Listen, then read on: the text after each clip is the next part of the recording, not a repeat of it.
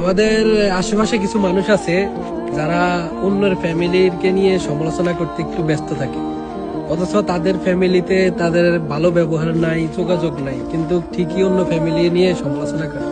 কি কারণে করে? এখানে স্বার্থ হচ্ছে তাদের একটাই, যে বাপ ছেলে বা মা ছেলে বা ভাই বোন এদের থেকে যদি একটু দূরত্ব রাখতে পারে, ঝগড়াঝাটি করায়, তাহলে তারা একটু স্বার্থ উদ্ধার করতে পারবে, তারা সুবিধা নিতে পারবে। তবে পরিশেষে একটাই কথা বলি, এরা কখনো আসলে যে ভালো একটা কাতারে যাবে ওই জিনিসটা আসলে ভাবে না। তারা মনে করে তারা সমালোচনা করে অনেক উপরে উঠে যায়, আসলে কিন্তু তারা উপরে উঠতে পারে না, তারা নিচে থেকে যায়।